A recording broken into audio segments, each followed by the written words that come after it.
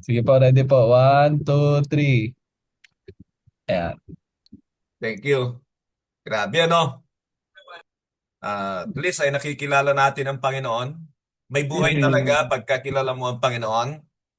At makita naman natin yung mga ipinoportray ng maraming mga tagapagturo. Tama yung sabi ni Ate Dayan. Talagang nakakalungkot. Hindi ko alam kung ganun din ang damdamin natin.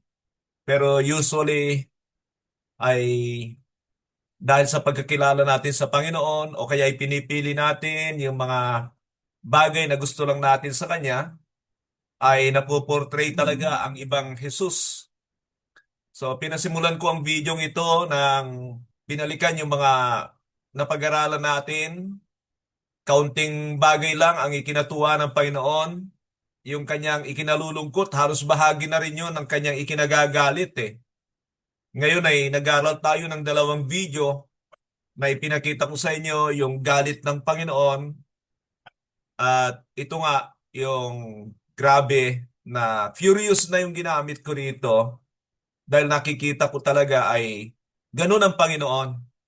Hindi pare-pareho, talagang humahantong din siya sa grabeng galit. Pero alam ba ninyo na pag hindi natin yan pinaniwalaan, hindi natin pinaniniwalaan na ang Panginoon Kristo ang exact representation of the Father. He is the exact representation of the Father.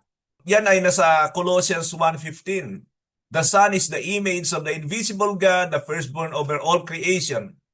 Then sa 19, sinabi doon, for God was pleased to have all His fullness dwell in Him. So hindi lang yung tinatawag natin, inaakala natin na goodness ni God ang nasa Panginoon. Yung fullness ng Diyos nasa Panginoon. But that is not about outward appearance. It was about His attributes. At hindi lamang yan love, merciful, gentle. Diyan ipinakita niya. At alam naman natin ano, na ang Diyos sa Old Testament talagang ang daming pinagpapatay. Malala ko nung nagtuturo ako doon kami nagkatagpo ni Pastora Rose Tamundong sa Los Baños, Laguna, sa eskwelahan ng Koreano. So, LPTI, Pastor. oo. Nung nagtuturo ako ng ganon, ay may pastor na nagtanong sa akin, Pastor, ang Diyos ba ay pumapatay? Ang tagal kong nakatingin sa kanya. Sabi ko, Pastor ba ito? Na hindi niya alam ang sinasabi ng Biblia tungkol sa mga pagpatay ng Diyos sa lumang tipan? Ay grabe, sabi ko, dapat ito, disqualified ka agad yung mga ganong pastor eh. Dahil sigurado ko na iba ang ipinoportray niya sa mga tinuturuan niya. Ang tagal ko talagang siyang tinitigan. Sabi ko, hindi mo nakikita ang Biblia? Hindi ka ba nagbabasa ng Biblia? Yun ay dahil hindi nila talaga inaalam kung ano ang Diyos na ito. Marami talaga ay baka nga maka-offend, ano? Ay hindi sinasabi yung mga ganito, keep on portraying the God na gawa-gawa na lang nila. So when we go back to the Bible ay makikita natin na iba talaga ang Diyos na ito kaysa sa inaakala at ginagawa ng mga tao. Tungkol doon sa ginawa ni Pedro na paghadlang sana sa Panginoon, pagsasabi lang naman na hindi ka dapat pumunta roon, hindi ka dapat mamatay. At yun nga, no, mga kapatid, na ipinakita ko sa inyo na ang dahilan kaya nagalit ng Panginoon ay para sa kanyang pakinabang na personal ang iniisip niya para sa Panginoon. Marami siyang nakikita, marami siyang pakinabang, at yun nga, hinahadlangan ng Panginoon sa layunin ng kanyang buhay. Yan ang dapat nating matutunan na anyone who hinders us to the purpose of God in our lives ay talagang ituring natin talaga na galing sa dyablo. Now, alam natin na ang layunin ng buhay natin, hindi natin pwedeng gawin ng sarili natin. It is only God who gave us the purpose of our lives. Siya lang, dinisenyo na niya tayo na may layunin, purpose ang ating buhay. At alam niyo yan kung ano yung purpose na itinuturo ko. Talagang babalik ka doon sa sinabi ng Panginoon sa Isaiah 46. Tingnan ko nga saglit ito mga kapatid para ipaalala sa inyo na kahit dito sa lugar na ito makikita nyo ang puot ng Diyos.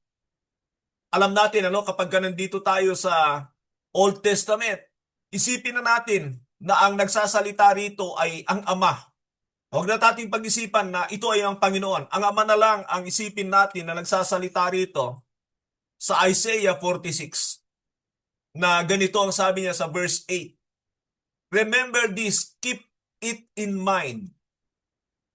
Take it to heart, you rebels. Tingnan nyo ang kausap ng Diyos dito, Israel. And He was calling them straight to their face. They are rebels. Na kung titingnan natin bakit sila tinawag na rebelde is that because they were no longer living according to the purpose of God. Yan ang sinasabi niya dito sa verse 10. Sabi niya, I make known the end from the beginning, from ancient times, that is still to come. I say, my purpose will stand, and I will do all that I please. My purpose will stand. So, by context, makita nyo na kaya nagagalit ang Panginoon dito kasi wala na sa purpose ang Israel. Kasi merong dahilan kaya sila hindi na tumutuloy sa layunin ng Diyos sa kanilang buhay. And that makes the Father furious. So kung titingnan natin ang Panginoon doon sa ginawa ni Pedro, which alam natin na mahal na Panginoon si Pedro Pero hindi dahil mahal niya ang tao ay magkokompromiso siya. Mawawala talaga sa standard ng Diyos kapag ginagawa natin ang mga ganon. By the way mga kapatid, marami tayong nakita pero just going back to the 7 churches. Ito, tunay na iglesia ito ng Panginoon, yung 7 churches na ito sa Revelation. Ang gandang i-review ng hindi lamang ng iglesia roon, kundi maging ang Panginoon Jesucristo. It was He who was speaking to these churches. He saw the truth about them. Ang Panginoon, pag nagsalita yan, walang cover up. Walang paarte-arte, straight to the point. That is God because He is the truth. Totoo ang nakikita niya. At hindi siya pwedeng ang daming palabok na salita, ang daming pagtatakip dahil iglesia niya ito. Yeah, these are the churches of the Lord. Ito ay Gentile churches na kung titingnan nyo, maging sila ay parang bulag sa kanilang kalalagayan. So he has to tell them the truth about what he doesn't like about them. Kinokomment naman niya yung mga magaganda, lalo na sa dalawang iglesia na talagang sumusunod sa kanyang kagustuhan. So, tingnan nyo itong mga sinabi ng Panginoon mga kapatid sa mga iglesia na kung saan siya ay medyo mabigat yung kanyang sinasabi. Halimbawa, sa iglesia ng Ephesus. Itong iglesia ito ang the best church na naiplant ni Apostol Pablo. Wala itong problema, kaya pag binasa nyo ang aklat ng Ephesus, ay makita nyo na lahat yan ay papuri, praise, commendation, exhortation, and there was no rebuke. Pero later on, after a while dito sa nakita ng Panginoon, tingnan nyo hindi ko alam kung may hindi lang nakikita si Pablo, pero nakita rin naman ni Pablo na talagang magkakaproblema ito sa leadership. Pag binasa nyo ang Acts chapter 20, ay sinabi ni Pablo sa kanila, straight sa iglesia ito na, I see some of you will draw away disciples for yourselves. Yun ang sabi niya, nakita ni Pablo, pinakita sa kanya ng Panginoon ang magiging problema nito. And during the time na si Timoteo, ang inilagay ni Pablo o pinapunta ni Pablo ng mga siwa sa iglesia ng Ephesus sa aklat ng 1 Timothy, ay makikita natin na inaayos niya na yung leadership. Meaning, natupad yung sinabi ni Pablo. So ngayon naman, ang Panginoon, ang nakita niya ay they have forsaken the first love. Ang dami nilang ginagawa. Pero there is something na talagang kailangan sabihan sila ng Panginoon sapagkat alam niya ang puso ng tao. At binantaan sila.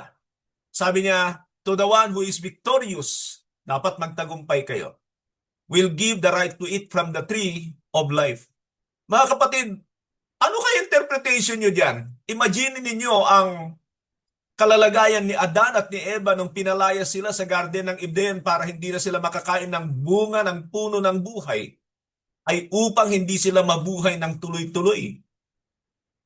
Yun ang sinasabi sa Genesis chapter 3. So, pwede bang ang iglesyang ito, sabi ng iba, ay mali daw ang interpretation ko rito, pwede bang ang iglesyang ito ay manatili pa rin na mabuhay?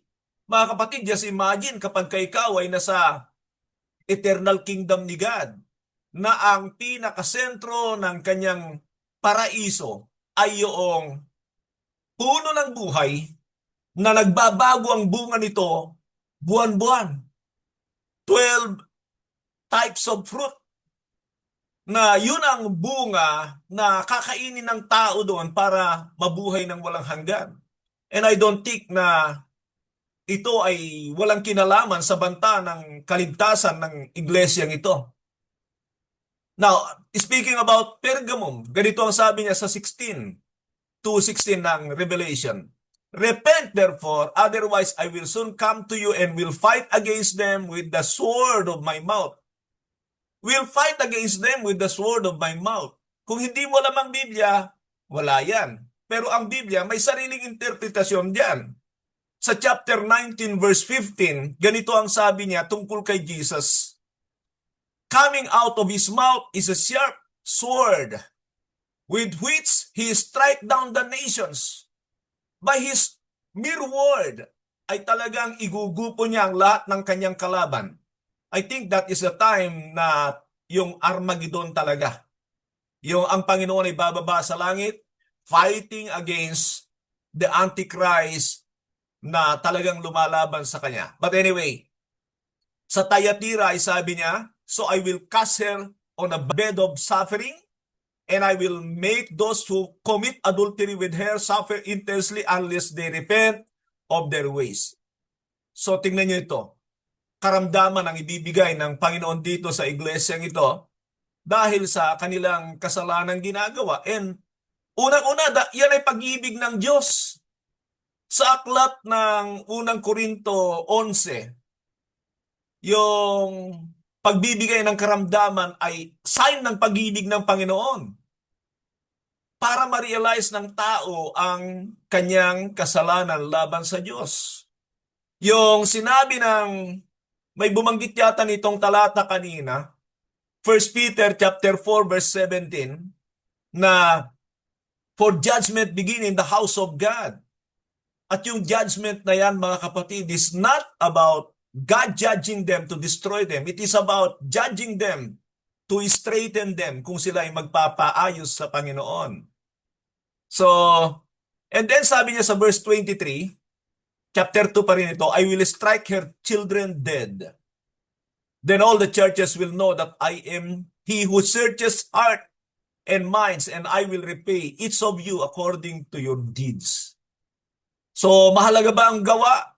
Sabi ng iba, wala na yan ang gawa. Hindi nababase ang kaligtasan sa gawa ng tao. Sabi ko, ano kayo paulit-ulit? Sabagay, marami sila kaya hindi mo talaga may aalis. Isang bagay, no, mga kapatid, hindi naman sinasabi rito na thumbs up lang si Lord sa kanila.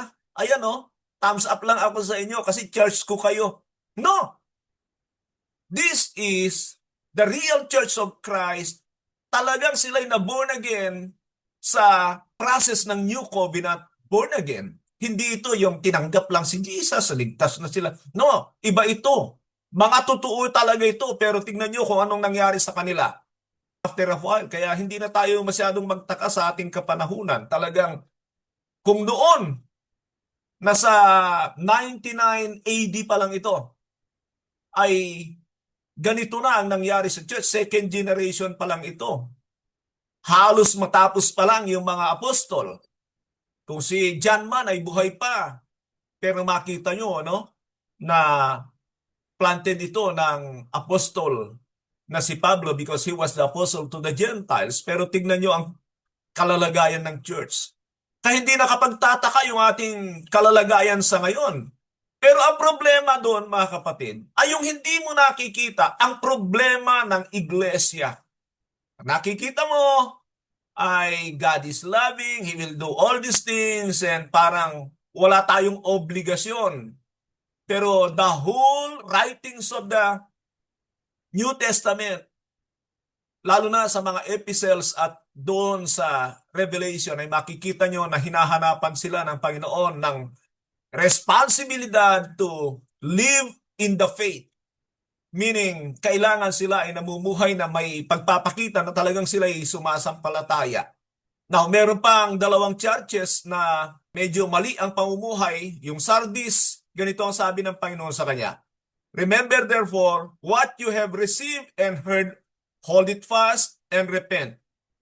But if you do not wake up, I will come like a thief, and you will not know what time I will come to you. When Christ comes doon sa Thessalonica, sa mga tunay na lingkod ng Diyos ay hindi sila tutulog-tulog. Alam nila na ito na yung panahon na yon. They are awake. Pero yung mga nabubuhay sa kanilang sariling kagustuhan ay katulad dito sinabi ng Panginoon dito, parang magnanakaw na darating ang Panginoon. Meaning they are not prepared. They are not prepared well. They are foolish. Like the foolish virgins na ginamit natin dito sa video. So, and then sa Laodicea, ay sabi niya, I am about to speak you out of my mouth. Siguro kahit sabihin mo ito ng malumanay sa tao o kanino man, na sasabihin mo sa kanila, idudura kita.